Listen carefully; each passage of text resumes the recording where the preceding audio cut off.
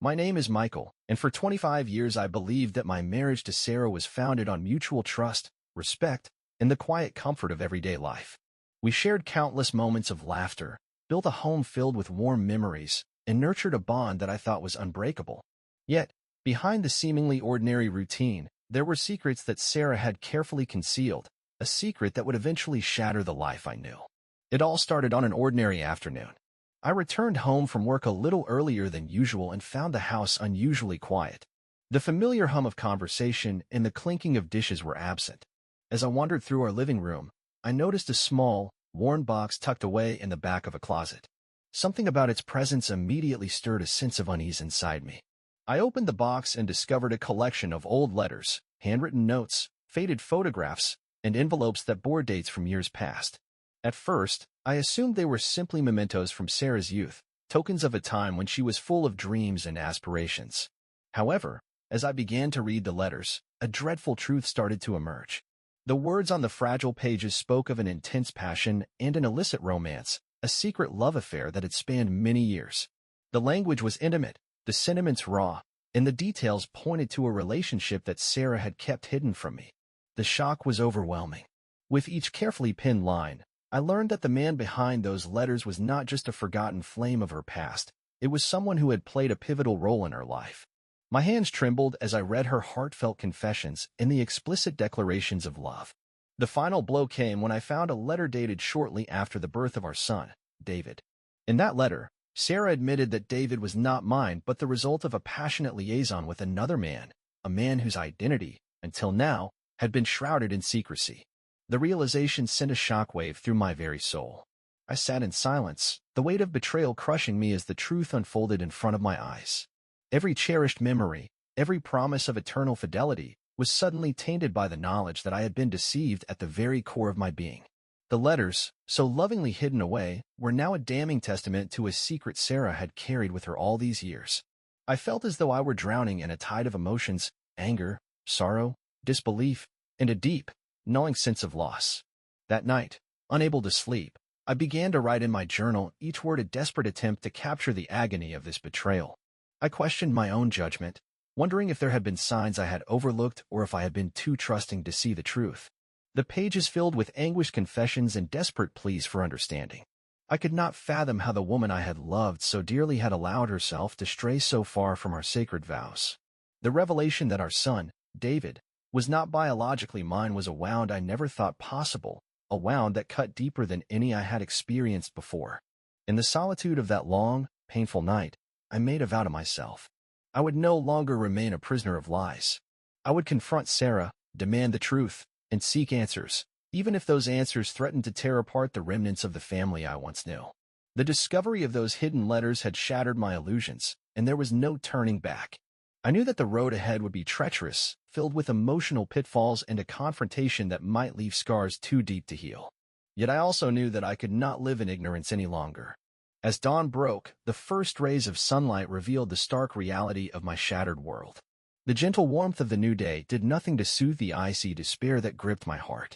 Instead, I gathered every piece of evidence I could find, the letters, the photographs, the envelopes with their faded dates, and prepared myself for the inevitable confrontation with Sarah.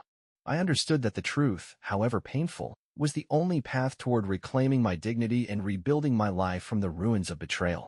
In the days following my discovery, the silence in our home grew heavy with unspoken sorrow and tension. I could no longer ignore the gnawing truth that had invaded every corner of my being. With the evidence of Sarah's hidden past laid bare before me, I knew that a confrontation was inevitable, a conversation that would force us both to face the painful reality of our crumbling marriage. I arranged to meet Sarah in a quiet, neutral setting, a small, dimly lit cafe that we had frequented in the early days of our courtship. My heart pounded in my chest as I sat at a corner table, my mind racing with the questions that had haunted me since the moment I discovered the letters. Every passing minute felt like an eternity as I awaited her arrival. When she finally walked in, her face was etched with a mix of regret and fear. The once radiant smile that had once filled our home was now replaced with a sorrowful expression that spoke volumes of the secrets she had tried so desperately to hide. We exchanged hesitant greetings, and I could feel the tension between us thickening the air. Unable to contain my anguish any longer, I began the conversation with a trembling voice. "Sarah, I found your letters, I said softly, but the words echoed with the weight of my despair. I know about the affair, and that David isn't mine. My voice faltered as I spoke, each word a dagger that pierced the fragile remnants of the love we had once shared. For a long, agonizing moment, she remained silent. The cafe around us blurred into insignificance as I searched her eyes for any sign of remorse or justification. Finally, with tears streaming down her face, Sarah confessed. She explained that the passion of her youth had never truly faded, that there was a part of her heart that had always belonged to another, a man from her past who had once made her feel alive in ways I could not. She admitted that the affair had been a slow, almost imperceptible drift away from the life we had built together, a series of small betrayals that eventually culminated in the birth of David. Her words hit me like a tidal wave. I felt a surge of conflicting emotions, rage at the betrayal, sorrow for the loss of the trust we once had, and a deep, gnawing sense of inadequacy that made me question everything about myself. How could the woman I had loved and trusted for so long allow herself to be seduced by the memories of a past that I had thought was long forgotten? The truth was more devastating than I could have ever imagined, and with each tearful admission, the gulf between us widened further. In the midst of our confrontation, Sarah's voice broke as she confessed another truth that shattered my already fragile heart. "I'm so sorry, Jonathan," she whispered, "but even our daughter, Emily, once said that she believes my true love is the man from my past." Those words, spoken in a moment of raw vulnerability, confirmed the worst of my fears. Not only had Sarah betrayed me, but the consequences of her choices had seeped into the very fabric of our family. The idea that our daughter could see in that man the love that should have been reserved for our family was a betrayal so profound that it left me numb. The cafe fell silent as I absorbed the magnitude of her confession.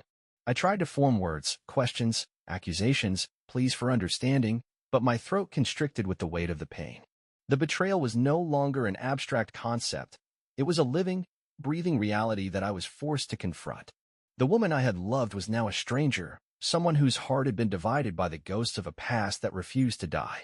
I left the cafe that day feeling as though my soul had been torn apart. Every step I took was heavy with the realization that nothing would ever be the same again. The once solid foundation of our marriage had crumbled into dust, and I was left with nothing but the bitter taste of betrayal and a million unanswered questions. That night, I sat alone in our empty home, the silence around me a cruel reminder of what had been lost.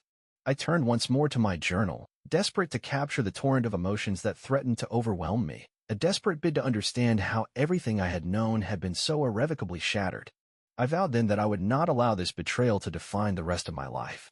I knew that the journey ahead would be long and filled with pain, but I also recognized that I had no choice but to face the truth head-on. The confrontation with Sarah had left me scarred, yet it was also the first step toward reclaiming the dignity that had been stolen from me.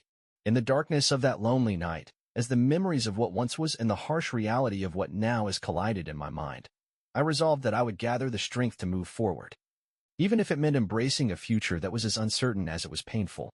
The days following our confrontation were a blur of sorrow, anger, and numb disbelief. I found myself oscillating between moments of intense pain and periods of silent contemplation, trying to piece together the fragments of a life that had been so violently torn apart. The truth about Sarah's hidden past and her forbidden affair was now undeniable, and its consequences were far more devastating than I could have imagined. The revelation that our son, David, was not biologically mine was a constant, searing reminder of the betrayal that had infiltrated every facet of my life. It was on a cold, gray morning that the final, crushing blow came. While sifting through some of the letters I had found, I uncovered one envelope that contained details I had never expected, a letter written by Sarah herself that discussed the secret of David's paternity. The words were explicit and unambiguous. David was the child of her passionate liaison with a man from her past, a truth that had been buried deep within her heart for years. The shock was unbearable. Every cherished memory, the lullabies sung at night, the proud moments watching David take his first steps, now felt overshadowed by a truth that I could neither escape nor forget. That day, overwhelmed by the magnitude of the betrayal, I sought out the one person who I believed might help me make sense of this shattered reality, my daughter, Emily. With tears in my eyes, I asked her directly about the secret she had once mentioned in passing. In a voice trembling with both innocence and painful wisdom, she confessed that she had overheard Sarah say that her true love had always been the man from her past, and that David, too, was born of that forbidden passion. Emily's words, filled with the unfiltered truth of youth, confirmed what my heart had long feared. The betrayal was complete, a betrayal that not only tore apart the sanctity of my marriage, but also defiled the very essence of our family. In the aftermath of that revelation, the air in our home grew thick with despair. I found myself unable to trust even the most mundane of moments. Every smile from Sarah, every tender glance exchanged between her and our daughter, now seemed tainted by the knowledge of her secret life. The child I had raised as my own was now a living testament to the infidelity that had upended everything I once held dear. The pain was a relentless tide that threatened to drown me in sorrow, leaving me questioning my worth and the very nature of love and loyalty. I spent long hours in isolation, pouring my anguish into my journal as if each word could somehow expunge the memory of the betrayal. I revisited every moment we had shared, the laughter, the whispered promises, the dreams we had built together, and each recollection was now marred by the bitter truth that had been hidden away for so long. I questioned how I could have been so blind, so completely taken in by a love that was built on lies. The more I wrote, the more I realized that the betrayal was not just about infidelity. It was about the shattering of the trust and intimacy that had been the foundation of our lives. In the midst of this inner turmoil, I found solace in the small acts of resilience that began to emerge despite the overwhelming grief. I took long walks in the cold, empty streets, allowing the crisp air to clear my mind and remind me that I was still alive, even if my heart felt broken. I reached out to old friends and sought support from a counselor, determined to find a way to rebuild my identity in the wake of this devastating truth. Every conversation, every shared tear, became a small step on the long road to healing, a road that I knew would be fraught with setbacks and sorrow, but was also the only way forward. Yet, even as I began to confront the reality of our broken family, a part of me could not help but mourn the loss of the life I had once known. The betrayal was an open wound, one that would never fully heal, and I wondered if I would ever be able to trust again. I recalled the moments when Sarah's eyes had once sparkled with love, and how those same eyes now held secrets that cut deeper than any physical pain. The guilt of knowing that my daughter had been forced to absorb the truth of this betrayal only deepened the chasm between what once was and what now was. In those quiet, heart-wrenching moments, I realized that the truth, as devastating as it was, also held the potential for a kind of liberation, a painful but necessary step toward reclaiming my life from the grip of deceit. I resolved that I would not allow this betrayal to destroy me entirely. Rather, I would let it fuel a determination to rediscover who I was, independent of the lies that had been woven into my family's fabric. The journey ahead would be long and painful, but the revelation had, in its own cruel way, forced me to confront the reality of my existence and to question the very nature of trust and love. In the months that followed the shattering revelations, my life became a landscape of raw wounds, quiet introspection, and the slow, painful process of rebuilding from the ruins of betrayal. I had refused to sign the birth certificate, a final, defiant act that symbolized my unwillingness to legitimize the lie that had so cruelly fractured my family. The memory of Sarah's betrayal, the haunting evidence in those old letters, and the piercing truth that David was not mine became permanent scars on my heart. Yet, amid the overwhelming pain, I began to sense the faint stirrings of renewal. I sought refuge in therapy and support groups, determined to find a way to reclaim the dignity and self-worth that had been stripped away by deception. In those sessions, I learned that healing was not about forgetting the past, but about integrating the pain into a narrative of survival and strength. Every tear, every moment of despair, gradually transformed into a small step toward rediscovery, a recognition that, although the betrayal would always be a part of me, it did not have to define the entirety of my future. I started to rebuild my identity, returning to passions and hobbies that I had once abandoned. I took long walks along quiet streets, where each step helped clear the fog of sorrow that had clouded my mind. I reconnected with friends who reminded me that life was still worth living, and that there was hope beyond the darkness of betrayal. In these small victories, I found the courage to look forward, even as the memories of the past remained like indelible marks upon my soul. My relationship with my daughter, Emily, became the cornerstone of my journey to renewal. Despite the trauma she had absorbed from the revelations, her quiet strength and unwavering support reminded me that love, true, resilient love, could still flourish even in the aftermath of such profound loss. Together, we forged new routines, long conversations over simple meals, shared walks in the park, and moments of laughter that slowly, but surely, began to replace the silence of our despair. Emily's innocent hope became a beacon, guiding me through the darkest nights and reminding me that the future, however uncertain, held the possibility of healing. In a final, painful act of closure, I reached out to Sarah, not to rekindle what had been lost, but to understand the depths of her regret and to let her know that the consequences of her choices were irrevocable. Our conversation was raw and filled with sorrow, a mutual acknowledgement that our lives had been forever altered. I made it clear that while I could not erase the past, I would no longer allow her betrayal to dictate the course of my future. I would forge my own path, a path defined by resilience, self-respect, and the determination to reclaim the life that had been shattered. As the seasons changed and the bitter winter gradually gave way to the tentative promise of spring, I began to envision a future that was truly my own. The scars of betrayal would remain, but they no longer held me captive. Instead, they served as a reminder of my ability to endure, to learn, and to grow stronger in the face of unimaginable pain. With each new sunrise, I embraced the possibility of renewal, a future where trust, though fragile, could be rebuilt step by step, and where the painful legacy of infidelity could eventually transform into a testament of survival.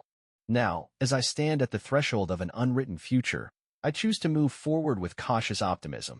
I have learned that true healing is not measured by the erasure of pain, but by the courage to face it head-on and to rebuild one's life from the ashes. My story, a tale of love, betrayal, and the unyielding pursuit of truth, will forever remain a part of who I am. And while the memory of Sarah's betrayal and the shock of discovering those old letters will never fully fade, they have also given me the strength to redefine my identity and to pursue a future filled with hope, dignity, and the promise of renewal.